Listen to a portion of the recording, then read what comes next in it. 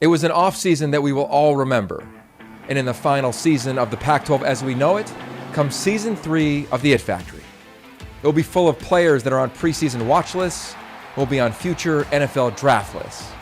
As always, we will take the helmet off of the top players on the West Coast and tap into who they are and why they stand out. I'm Yogi Roth, and welcome back to the It Factory.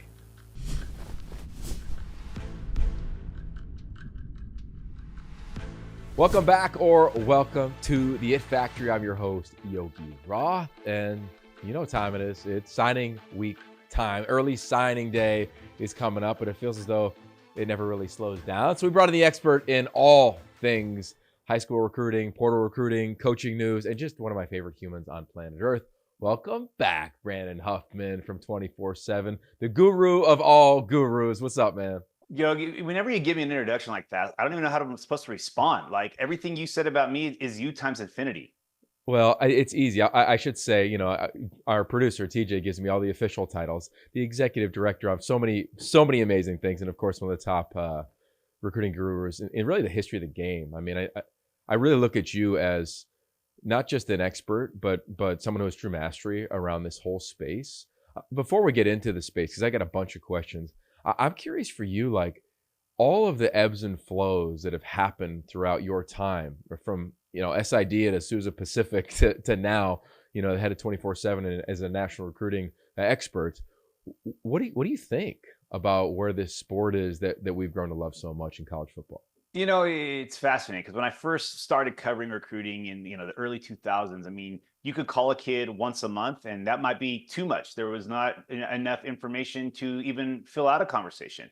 Now with social media, every day is a conversation piece. Every offer is known. And then you have the progression of NIL, the transfer portal. I mean, it's like covering a completely different sport. College has just gone even more over the top in terms of its round the clock coverage. It used to be January through August was pretty boring other than signing day. Now there is something going on every time. And you see the NCAA trying to move things around. I mean, it's just like, it literally is a year-round, round-the-clock, 24/7, no pun intended, type of industry to cover. And it's college football is so much different than the college football I grew up going to games in the 1980s and 90s for. And it just, I never thought we'd get to this point. And then you kind of wonder, what's the next step after this? Where do we go from here? We meet every summer at the Elite 11, and every time the players come in, they're around 19 other elite alpha quarterback recruits. And I love it because after about 2 hours, like the guard comes down and you see like, you've raised teenagers and you've sent them off to college. Like, what that era is like more than I do, intimately within your own home. But I just see that and I'm like, they're still trying to figure life out and they don't have all the answers. But due to the increased awareness in recruiting on social media with NIL, like I feel as though they're being asked to grow up faster, but they haven't processed, whether it's mentally, psychologically, any faster than you and I did, 20 years ago or so. And I'm wondering, like, do you see that? Do you see like athletes at that stage want to be more supported or more coached up? Or do you see them say, no, I'm actually finding comfort being a businessman at 17?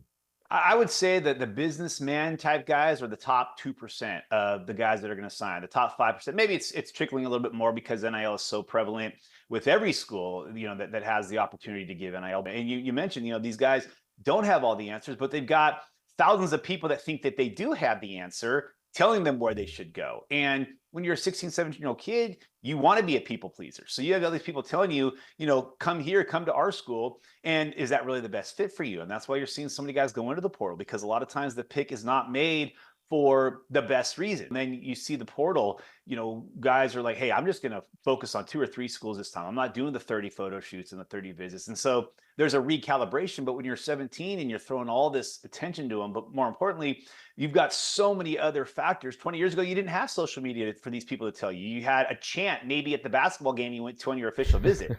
Now it's nonstop. It's around the clock. And when you commit and then maybe you decommit, and it's not by your own choice, you got told to decommit. You have a whole fan base ticked off at you saying, oh, well, you're afraid to compete. It's like, dude, I wanted to be there. They didn't want me there. And, the psychological effect, all of that is so impactful on an adult. So now you can only imagine what it's like on a 17, 18-year-old making the biggest decision of their life at that point.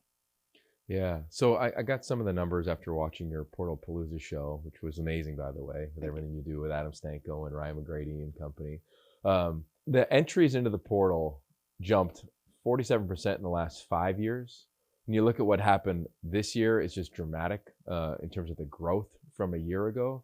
I'm wondering for you, if we just kind of focus on the quarterbacks right now, are they saying, like you look at Kyle McCord at Ohio State, or you look at some of these players that are leaving big time places who've had success, do you think they're being told like, hey, you're not going to play here? Do you think that the pressure of maybe not being what was there before them is something that got to them? Do you think they're trying to find their market value? Like, where do you think a lot of these quarterbacks' headspaces are? Outside, I get like why I'm reaching for big money. I understand that. But the teams that, or the quarterbacks that seem like they're healthy, like they're playing and they're playing well and they're growing within a system, to me, it has me scratching my head a little bit of like, why? I think there's no one size fits all answer for that position because every situation is unique. I mean, it's fascinating because on Saturday you watch the Heisman Trophy final ceremonies and 3 transfer quarterbacks all needed a change of scenery for all various different reasons. Obviously, Bo Nix, Gus Malzahn gets fired. Brian Harsin comes in when he commits to Gus Malzahn. And so, there's a kind of a like revolving door of offensive coordinators and head coaches. So he leaves. Michael Penix just couldn't stay healthy. He leaves and reunites with the OC who kind of got his career started, and the OC who took over from there. And then you have Jaden Daniels, who had all the off the field stuff that he was doing with Arizona State. All 3 of those guys were starters and did well at various points at their respective schools. But yet a change of scenery basically changed each of their futures. You look at Caleb Williams a year ago. He leaves because the head coach recruiting him takes another job. You look at Joe Burrow. He leaves because he's not going to be the guy over Dwayne Haskins. So his is a playing issue. The other guys is a change of scenery issue. Another guy in Caleb Williams is a familiarity issue. Another guys, there's injury issues. There's like never a good answer. But then you look at Kyle McCord, and I don't think enough's being said about Kyle McCord's decision to go in. The guy's 11-1. I was in South Bend on the field when he took Ohio State down and scored with a second left. His only loss was a game where, he threw an interception in the final minute, driving against the number 2 team in the country on the road. And he's 11-1, and he's going to the portal. Is he going to the portal because of the talent issue? No, it's because C.J. Stroud and Justin Fields and Dwayne Haskins and Braxton Miller and Cardale Jones and J.T. Barrett. DJ, you look at what DJ did at Clemson last year, led him to an ACC title. If you looked at what he did on its own, fine career, but he's being judged against Trevor Lawrence and Deshaun Watson. And so, there's so many different answers to the why. 30, 40 years ago when quarterbacks transferred, it's because, it was rare, but it's usually because they needed to be somewhere that was going to, show their talents. Now you get guys that are multi-year starters at a school and they're leaving for various reasons, whether it's NIL, whether it's just better visibility, better opportunity. Now there doesn't seem to be the rhyme or reason, but what the one thing you do know is these guys aren't leaving because they're afraid to compete. They're leaving because they want to compete and have a better chance to play and enhance their profile so they can play on Sundays. Yeah, I think that's a good sentence you finished with. They're not afraid to compete. I'd agree with that. But I also wonder about the idea of like competing through adverse times and having a long lens on that. So here's my question for you. We're going to go to the Elite 11 this summer, and we're going to talk to the top 20 quarterbacks in America. If you are asked, and I know you don't probably give advice, I don't give specific advice, I have general conversations with recruits, but if they asked you, hey, should I go to a big time place where I can get a big time deal, right? Whether that's NIL or a big time logo, a team that's gone to the playoff or is favored to go to the 12-team expanded playoff next year, but I might not play and I might end up transferring. There's a bunch of examples of that. Or I'm going to go to a group of 5 school, call it a tier 2 power 5 school, and thrive and throw for 4,000 yards early. What would you advise them? Because I think there's a world now, it's like, go to UAB and play for Trent Dilfer, throw for a bunch of yards, and then dip out of there. Versus go sit for 3 years, Ty Thompson's a great example because I love what he did. I love how he didn't leave. I love how he competed through it. But now he's not going to be the guy. But he hasn't played in a long time. So I just wonder where you net out on that duality of the conversation. Yeah, I mean, I think to your point about, going to a second tier Power Five, I mean, the best quarterback in the NFL right now is probably Patrick Mahomes. And he didn't go to University of Texas. He didn't go to Texas A&M. When he was in high school, A&M was it. You had Johnny Manziel, you had, the Kevin Sumlin kind of arrow there. It was popping. Texas was still just a few years off winning a national championship or playing for national championships. He goes to Texas Tech because he knows in that system he'd thrive. And I think a lot of times, nowadays you're better off going where you can get on the field and go play. And the risk to that is sometimes if you go to a non-blue blood, you don't have the depth on the offensive line to protect you. You don't have the skill position players that are going to enhance your ability and your numbers because they're just not as talented as they are at a big time school. The flip side of that is, Stetson Bennett, goes in the 4th round. I mean, he had talent all around him. He had weapons everywhere, people blocking for him. Doesn't necessarily mean it's going to translate, but you get an opportunity to play at one of those second tier Power Fives or, a G5, even an FCS. If you're good enough nowadays with the portal, it's almost like you're just betting on yourself. You go and you provide that film, and then you have a guy like Cam Ward, who my son and I were having this conversation on Sunday. He was playing at Incarnate Word 2 years ago. And now he's the hottest name in the portal after being a 2-year starter in the Pac-12. And now he could go pretty much anywhere he wants. And he bet on himself. Dylan Gabriel's another great example. He went to UCF when UCF was still a G5. And now, again, he becomes a popular portal quarterback. So the best thing to do is get on the field, whether that's, at a school that maybe the logo on the polo shirt isn't as popular, isn't on brand. But you want to get, and your point about Ty Thompson was great. Like, he's not going to have a significant snap in 4 years if he starts somewhere this fall. That's a long time. That's like now, if you're not playing early, people start to question your talent level.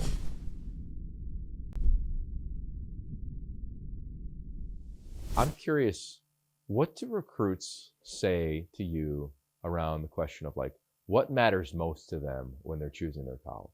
That question and the answer that they're kind of seeking has changed dramatically. 10 years ago, it was, where can I go to potentially win a national championship and get drafted? 5 years ago is, where can I potentially get drafted? And now it's, where can I get the best NIL deal? And the thing is, every kid thinks he's going to get this gigantic NIL deal. The reality is only the top guys are going to get that NIL deal. And so their priorities have been misplaced because they're seeing all the NIL valuation talk. They're seeing what these NIL deals are. And they all think, 25 guys in a recruiting class are not created equal. There's one guy who is the absolute alpha of their class. And then there's the other guy who's the 25th member of that class who, basically went from being a preferred walk-on late to, hey, we have a spot, you can come take it. And they're very different. I was watching the NBA playoffs the other night, the in-season tournament, and they were talking about how the two-way players get a cut of that in-season tournament. But the 12th player and LeBron they might be wearing the same uniform, but they're very different players. And the problem is, I think in the NBA, those 12th men know where they stand on the roster. Now, because of social media, because of brand building and the need for brand awareness, everybody thinks that they're equal. And so their expectations of what college is supposed to bring them has changed. And I think what players want now is, what's the quicker path to that payday? Whether it's reclassifying up a year, whether it's, going to a school because of what NIL is available. I think we've changed from where we were at 5 to 10 years ago.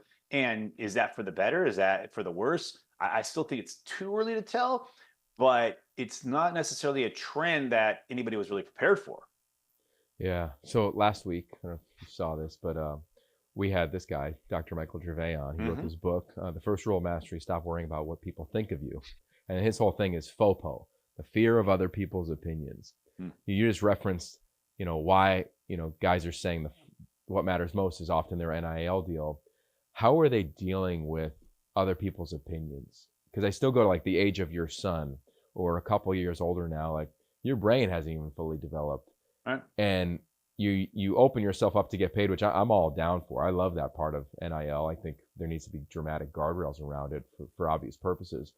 But I wonder how players, when they talk to you, are dealing with the opinions of others. And is that leading towards they love me, I'm going? Is it leading towards they hate me, I'm leaving? Are they able to recognize like praise and blame are all the same? Like where do you net out with that?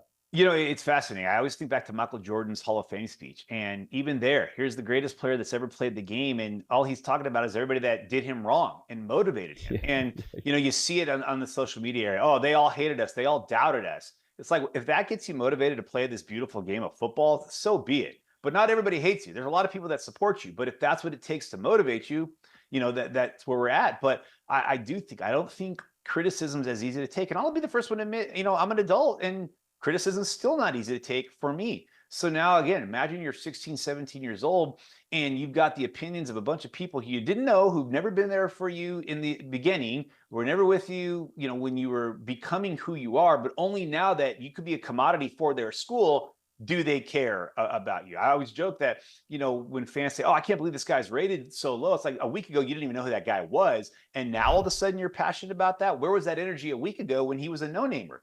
And so now imagine these kids that people didn't know who they were 6 months ago. Now everybody knows who they are. They all have their opinion and they don't want to disappoint. It's why you have long, you know, Twitter notes or Apple notes when a guy commits or decommits and the graphics. It's like, I got to make sure I thank everybody or, you know, say I appreciate everybody before I drop this bomb on them that I'm leaving the school or I'm decommitting because I don't want anybody to be upset. And there really is. I mean, I've never heard that phrase FOPO, but my goodness, that is so right on. And you see the rise in mental health discussions happening when these guys get to college. It's because not all the attention that they got has been positive attention. A lot of it's been negative attention, and they worry so much about what other people's perception of them is. I talk to a lot of high school like freshmen, and their parents are saying often, "Well, we need to transfer. We Mhm. need to be the only guy." And I said, you could transfer the rest of your life to be the only guy, and if you hit it right and go to the NFL, you'll never just be the only guy. So do not rob your child of the experience of somebody in the room making them better, pushing them, beating them out, you winning that battle, and I do worry about that. So for you, I'm curious, like, is there something for you that makes you nervous about this generation of signees that are about to sign a letter of intent within the next 24 hours? Yeah, I mean, it's the opportunity for NIL. Again, just because that short-term golden carrot is dangling does not mean that's the meal you need to eat. It means Mm, it's right there. It's like when you go out to dinner. Yeah, the appetizers might be good, but you came for the main course. But if you eat too much of the appetizer, you're never going to enjoy the main course. And I think because you're hearing these numbers, and what I think skews it a bit, and you know, I don't think Matt Rule or Ryan Day were expecting to take strays today, but you know, when Matt Rule's coming out and saying this is going to cost you X amount of dollars for a transfer quarterback, or Ryan Day saying we need X amount of dollars to bring this recruiting class to make it happen. If I'm that quarterback or if I'm a quarterback, I'm hearing I can get 1.5 million if I go into the portal, even though I haven't taken a snap in 3 years, but quarterbacks are going for that much. Let's see what my value is. Then you go in the portal, nobody wants you because you have no film. And the next thing you know, you're playing at an FCS school in front of 50 people and you squandered it because you heard something instead of really dove in and did the research. And so that's what worries me. If I hear Matt Rule throwing out a number, I'm calling, you know, I'm going to the portal. I'm saying, hey, Nebraska, how you doing? Good to see you. How you been? I've always loved Lincoln. I want to come there. Now yeah. guys are making decisions based on the short term rather than the long term because the short term that might not be the best fit for you. The long term, the school you're at might be the best fit for you, and that fit is going to get you into the first or second or third day of the NFL draft and get you that much closer to your second contract where the money is really made instead of just chasing, hey, I want that 1.5 million or less than that. Yeah. And I think that's what it is now that numbers are being thrown out by head coaches, that's what's sticking in a high school kid's mind, not make the 40-year decision instead of the 4-year decision or the 4-month decision. That's such a great point, man. Um, I still go back to like the same amount of players are getting drafted, Mhm. and I get it. You can make life-changing money, but you're right with those comments from select coaches. You just set the bar or reset the bar without maybe even intending to do so. When you look at the Pac-12 schools, let's just stay in the league here for a minute. I know they're all bolting to their respective homes, but like, what advice would you have to fans of these leagues the eve of signing day around what you think they're going to get? You could pick just a couple schools if you'd like. Yeah, I mean, I think when you look at a school like, a Washington, they're not going to have the biggest class, and you know why? Because they've got a lot of success in the portal with a Michael Penix, with Dylan Johnson.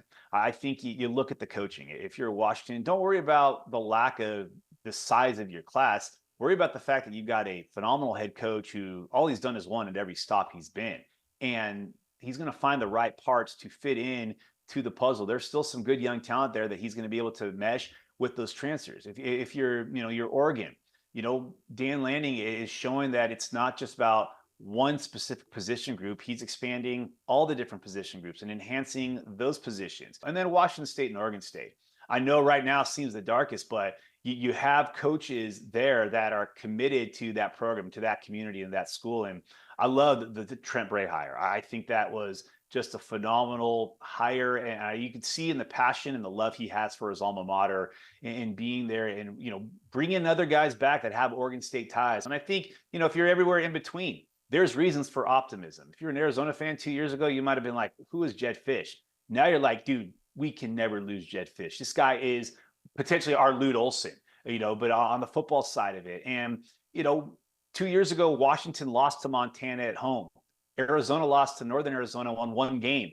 One's playing for a playoff spot. The other is the hottest team in the country that's not in a playoff bowl.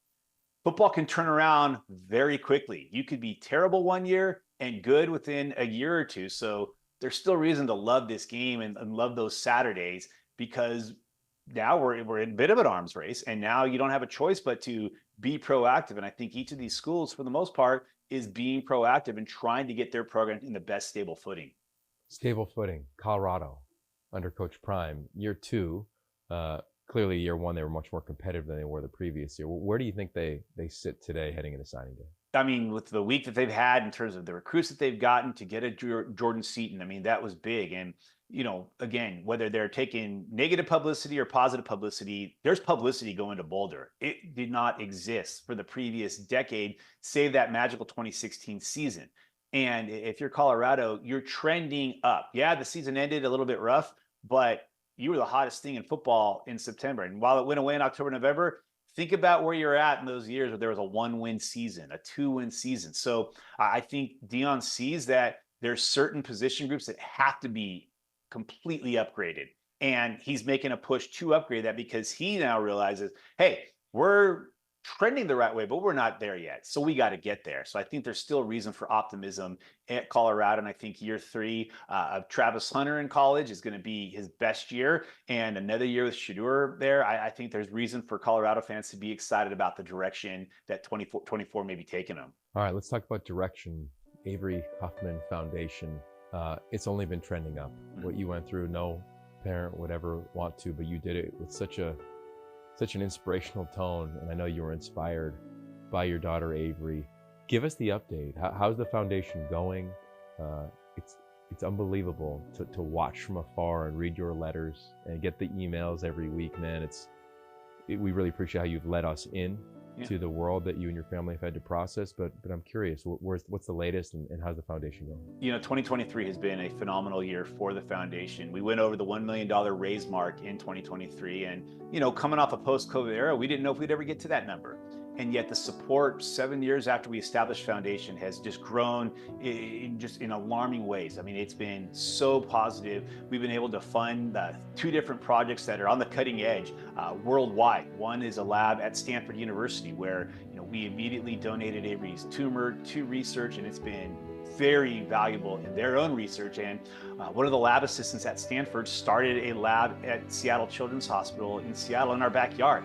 And kids are coming from all over the world to do their treatment at Seattle Children's. And we're funding both, doing our part to fund both those labs and seeing the groundbreaking work that's happening with these doctors that are a heck of a lot smarter than I am. We go into those meetings and they start showing me stuff and my head is just like, well, I don't even know what all these numbers are.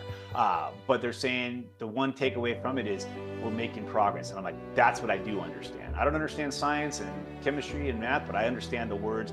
We are seeing progress in a positive way. And those that support our foundation know that every cent is going towards these very phenomenally gifted and talented doctors and researchers who their passion and their love is to find a cure for this disease. And we're seeing slowly but surely positive signs that our goal in our lifetime to see something that this could be treated. We're starting to see that already, and it's only because people continue to support our fight. Wow. There's gonna be a lot of impressive news in the next 24 hours in recruiting, but none will be as impressive as what you just shared. Brandon, I could talk to you for hours. We have talked for hours. We have. And I know we'll continue to talk again, but it is awesome to see you and learn from you, and so grateful for your time. Thank you, Yogi. Appreciate you always giving me the opportunity to talk about Avery, and love talking ball with you. I love it, man. There it is. Brandon Huffman, one of my favorite people on planet Earth. And if you love football, he's probably one of your favorite people. Make sure you give him a follow. He does it better than anybody in the business. Check him out with 24/7 and all their signing day coverage. With that said, thank you for checking out this show this week on signing week. It is kind of like a holiday, Christmas, Hanukkah, whatever you want to call it. That's what signing day is. Thanks for joining us today. Peace.